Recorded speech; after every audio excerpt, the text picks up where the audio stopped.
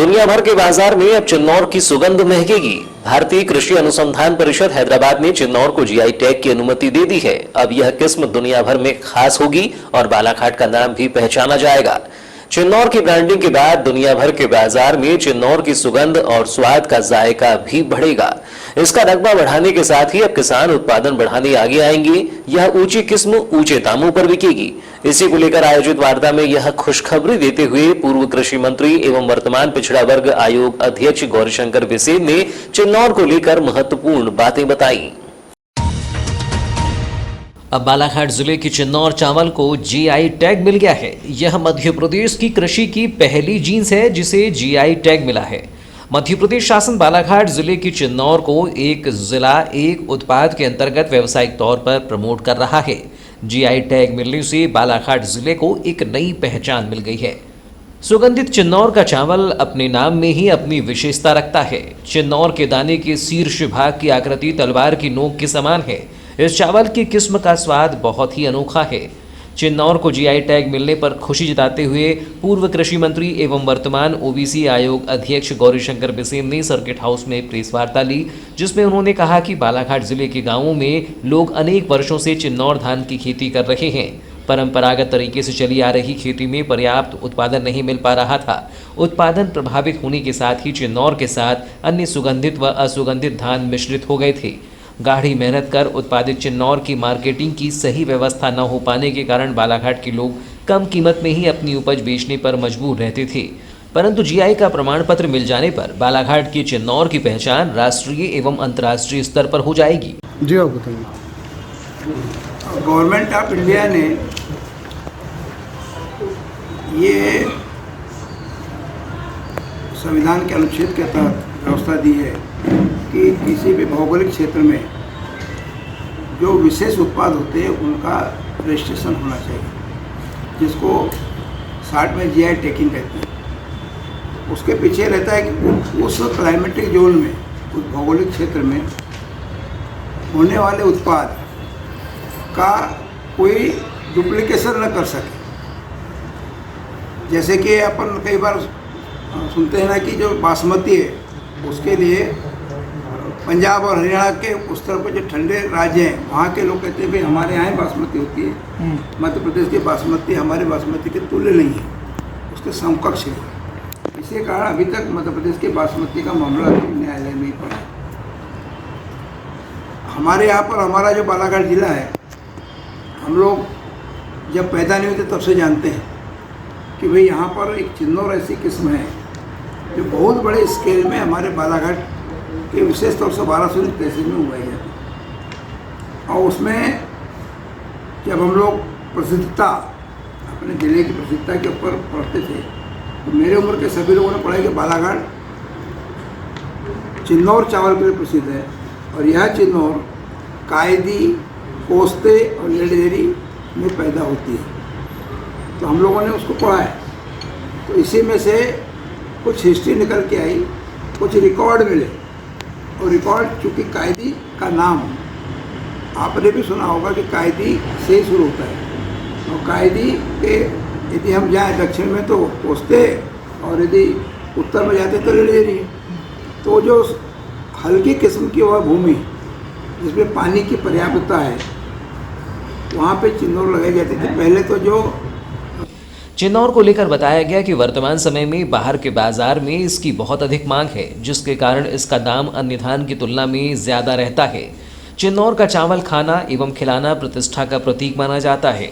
GI tag मिलने से अंतर्राष्ट्रीय बाजार में इसकी मांग बढ़ेगी और किसानों को अच्छा मूल्य मिल सकेगा।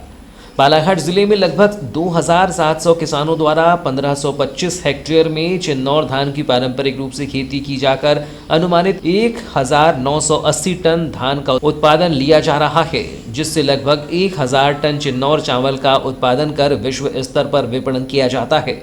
वर्तमान परिदृश्य में भारत सरकार तथा राज्य सरकार द्वारा एक जिला एक उत्पाद के अंतर्गत बालाघाट जिले से चिन्नौर धान को चुना गया है, जिसका फायदा सीधे जिले के कृषकों को होने वाला है। वार्ता के दौरान आयोग अध्यक्ष गौरीशंकर बिसेन ने कहा कि आगामी समय में बालाघाट जिले में चिन्नौर का रकबा बढ़ाने के प्रयास किए जाएंगे।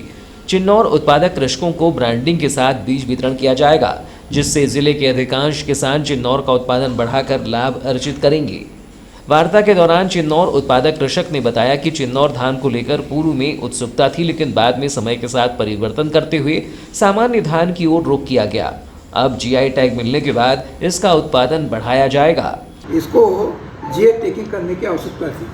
फिर हमारे किसान को एक सीमित उत्पादन में ज़्यादा पैसा मिले, इसलिए उसकी जो क्वालिटी है वह परंपरागत क्वालिटी रहे, जो उसकी वास्तविक क्वालिटी है। तो इसलिए इसका जब तक हम इसको जो प्रयोगशाला है, हमारी लेबोरेटरीज हैं, उनमें जैविक प्रमाणित नहीं करेंगे, विश्व के बाज़ार में हमको इसका कोई लाभ नहीं मिलने वाला है। तो हमारे यहाँ तो सब चल जाएगा इंडिया में, लेकिन ये जो वैरायटी टाल वैरायटी है, इसको बहुत ज़्यादा फर्टिलाइजर की रिक्वायरमेंट भी नहीं, फर्टिलाइजर की आवश्यकता भी नहीं। अपने आप ही इसकी जो नर्सरी है वो चेंज की हुई है, उसको अपन ने 20-21 दिन में लगा दिया, अपने आप उसकी हाइट 3 फीट आ जाती है। जब बाली आती है तो आराम से वो 4 फीट तक आ जाती है, ज़्यादा है तो फिर वो लाशिंग हो जाती है, गिर जाए। तो इसके जो जीआई टैगिंग होने से बहुत से बंधन भी हो गए कि कोई इसके इसके नाम से कोई गलत किस्म के चावल को बेचेगा तो दोष होगा, उसके ऊपर अपराध पंजीबद्ध होगा। तो शक्तियाँ भी इससे हमको मिलती हैं। और दूसरा विश्वास मजबूत होता है कि इस जीआई टैगिंग के माध्यम से हम इसको एक्सपोर्ट कर सकते हैं, देश के अन्य राज्यों में बेच सकते हैं। तो इससे हमारे किसान का आत्मबल मजबूत होगा कि अब हमारे पास में कोई ना कोई अस्त्र हो गया। सरकार ने किसान आंदोलन को रोकने कई षड्यंत्र किए। 3 कृषि कानूनों को लेकर चल रही यह लड़ाई, यह काले कानून वापस नहीं होते तब तक जारी रहेगी। एमएसपी की गारंटी देनी होगी। संघर्ष जितना लंबा चलेगा, आंदोलन और बड़ा होगा और सरकार को झुकना होगा। हम पीछे हटने वाले नहीं हैं। यह बातें संयुक्त किसान मोर्चा के प्रमुख सदस्य बलदेव सिरसा ने बालाघाट प्रवास के दौरान कही। देश भर में हो रही किसानों की महापंचायत के तहत मध्य प्रदेश में भी महापंचायत की रूपरेखा तय करने तथा किसानों से बात करने के लिए संयुक्त किसान मोर्चे के बलदेव सिरसा 30 सितंबर गुरुवार को बालाघाट पहुंचे थे। यहां उन्होंने सर्किट हाउस में प्रेस वार्ता में किसान आंदोलन एवं सरकार से जुड़ी प्रमुख बातें कही। उन्होंने बताया कि किसान आंदोलन को 1 वर्ष हो चुका है और 32 संगठन एकजुट हैं कि काले कानूनों को रद्द किया जाए, एमएसपी की गारंटी दी जाए। केंद्र सरकार आंदोलन को दबाने का प्रयास करती रही, लेकिन यह आंदोलन पंजाब हरियाणा का नहीं, अब देश का आंदोलन बन चुका है और अब हम मध्य प्रदेश में भी किसान महापंचायत कर हर आदमी तक अपनी बात पहुंचाने निकले हैं। और जो किसान आंदोलन चल रहा है, जिसको आज 1 साल हुआ, आपको पता होगा कि जब केंद्र की मोदी सरकार ने ये काले कानून लागू करने के लिए ऑर्डिनेंस लाए थे, हम उसी वक्त खड़े हो गए थे पंजाब में। और हमारे पंजाब के 32 संगठन जो अलग अलग पहले चलते थे, वो एक जगह पर इकट्ठे हुए। हमने 32 संगठन इकट्ठे करके पंजाब में आंदोलन शुरू किया और जब ये बिल पास हो गए तो उस वक्त हमने फैसला करके 1 अक्टूबर 2020 को पंजाब के रेलवे ट्रैकों पर बैठ इन कानूनों को रद्द कर, काले कानून जिनको जो कृषि विरोधी कानून है, इनको रद्द करने के लिए, एमएसपी की गारंटी पूरे भारत में लेने के लिए, और जो 2020 बिल आ रहा था उस वक्त, लेकिन अब तो उन्होंने कर दिया, इसको रद्द करने। हम पंजाब से पहले 2 महीने बैठे रहे, फिर हमने सोचा कि ये पंजाब का तो अकेले का किसानों का नहीं है, हमने पूरा इसको देशव्यापी बनाने के लिए हम 26 नवंबर 2020 को पंजाब से चले और दिल्ली के चारों तरफ बॉर्डरों के ऊपर बैठे। और जो कुछ सरकार ने मतलब कि इस हमारे आंदोलन को फेल करने के लिए बहुत से षड्यंत्र थे। और आपको पता है कि ये जो काले कानून है, इनको काले क्यों कहा जा रहा है, ये आप सबको पता है कि जो सरकारी मंडियाँ ये ख़त्म करके तो प्राइवेट मंडियाँ ला रहे हैं, और जो प्राइवेट कारपोरेट घराने इन मंडियों में खरीदी करेंगे, उनको ना तो लाइसेंस की ज़रूरत है, ना किसी ने मार्केट फीस भरनी है, कुछ भी नहीं, उनके ऊपर कोई पैसा बंद नहीं, कोई प्रतिबंध नहीं। तो हमने इसके खिलाफ ये संघर्ष जो शुरू किया और इसके संबंध में जो केंद्र सरकार है उससे हमारा वार्तालाप भी होता है। लास्ट मीटिंग हमारी 22 जनवरी 2021 में हुई, उसके बाद में कोई मीटिंग नहीं। आज पूरे देश का जो किसान है उसकी जो हालत है वो आप जानते हैं, आप अरविंद चौधरी से भी सुना है। इन्होंने जैसे धान की फसल की मिसाल दी है कि महाराष्ट्र में एमएसपी पे रेट पर मिल रहा, तो यहाँ नहीं। ये क्यों? एक तरफ तो मोदी जी कहते हैं कि एक देश एक कानून और एक वार्ता के दौरान भारतीय किसान यूनियन प्रदेश अध्यक्ष, पंजाब किसान गर्जना के प्रदेश अध्यक्ष अरविंद चौधरी, विनोद माहुले, गगन चौधरी सहित अन्य मौजूद रहे। पूर्व मुख्यमंत्री एवं राज्यसभा सदस्य दिग्विजय सिंह के सरस्वती शिशु मंदिर के बारे में दिए गए बयान पर भाजपा, हिंदू संगठनों और शिशु मंदिर की ओर से विरोध जताते हुए कड़ी प्रतिक्रिया देते हुए उनके इस बयान पर माफी मांगने की बात कही है। गुरुवार को सरस्वती शिशु मंदिर के शिक्षक एवं छात्राओं ने रैली निकालकर दिग्विजय सिंह मुर्दाबाद के नारे लगाए। हम आतंकवादी नहीं हैं रैली के माध्यम से हाथों में तख्तियां लेकर सरस्वती शिशु मंदिर के भैया बहनों ने दिग्विजय सिंह के उस बयान की कटु शब्दों में भर्त्सना की जिसमें उन्होंने शिशु मंदिर में समाज को तोड़ने की सीख और दंगाई पैदा करने की बात कही थी। गुरुवार को शिशु मंदिर के आचार्य और शिक्षकों के साथ विद्यार्थियों ने रैली निकाली और कलेक्ट्रेट पहुंचकर ज्ञापन सौंपा गया। इस अवसर पर ज्ञापन में उल्लेखित किया गया कि सरस्वती शिशु मंदिर के विद्यार्थी राष्ट्र को सर्वोपरि मानते हैं क्योंकि यही उन्हें सिखाया जाता है, लेकिन समाज को तोड़ने का काम दिग्विजय सिंह करते हैं और नफरत के बीज वही बोते हैं। उन्हें पहले सरस्वती शिशु मंदिर की शिक्षा दीक्षा के बारे में पता कर लेना चाहिए।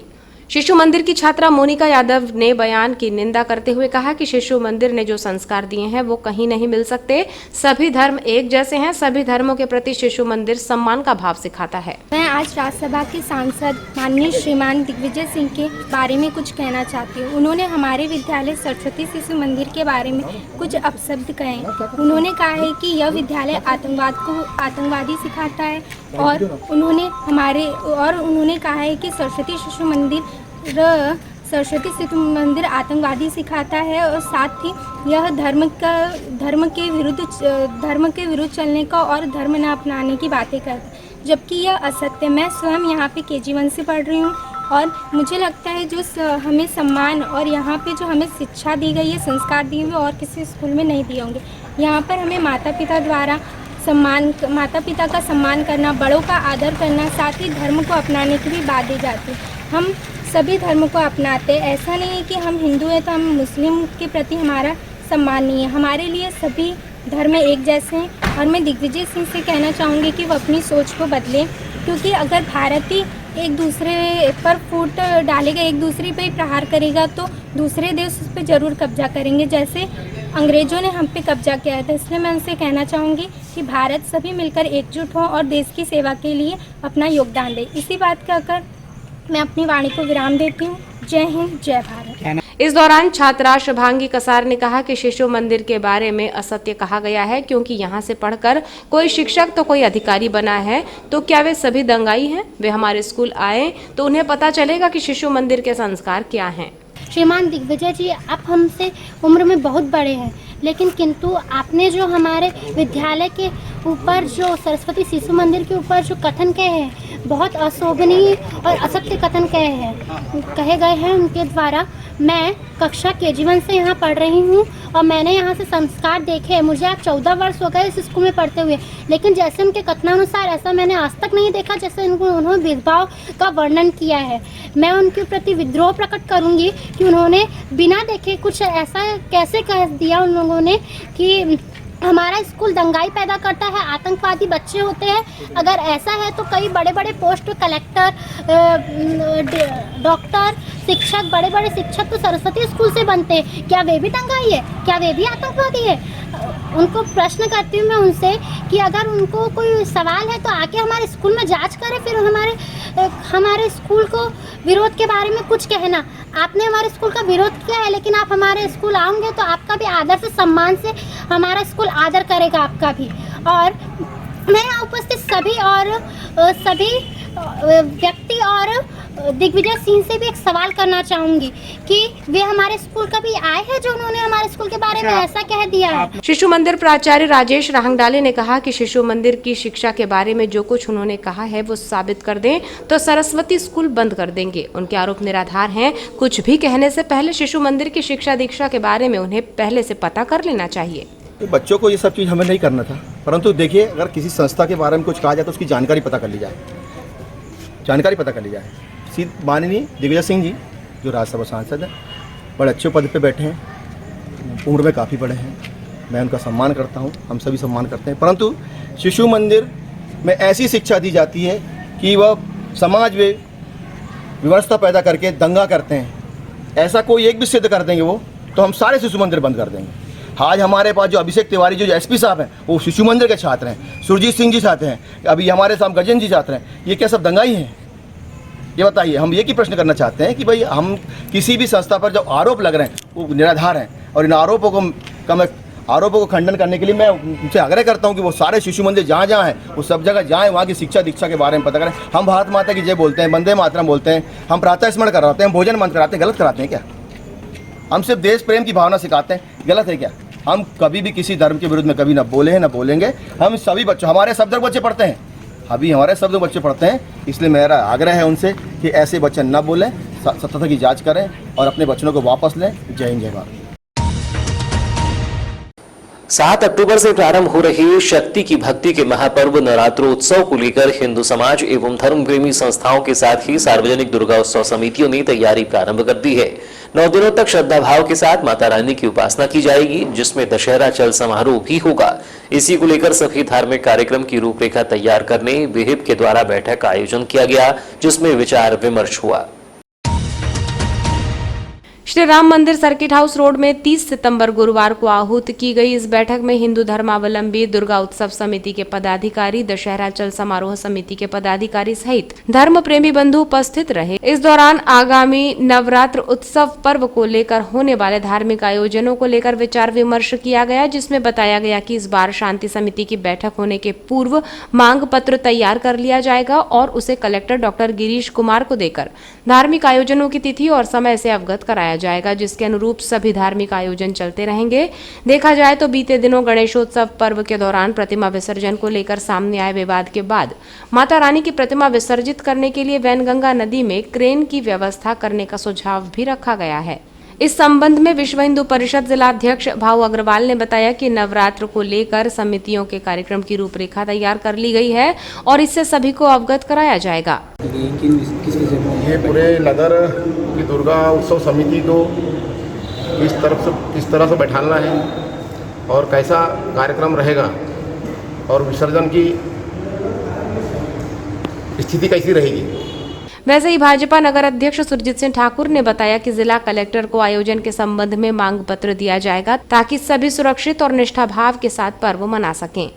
हमारे बालाघाट नगर के हिंदू धर्मावलंबियों के और जो दुर्गा उत्सव समितियां हैं और दशहरा चल समारोह समितियों के साथ यहाँ हनुमान मंदिर में विश्व हिंदू परिषद द्वारा यहाँ बैठक आहुत की गई है।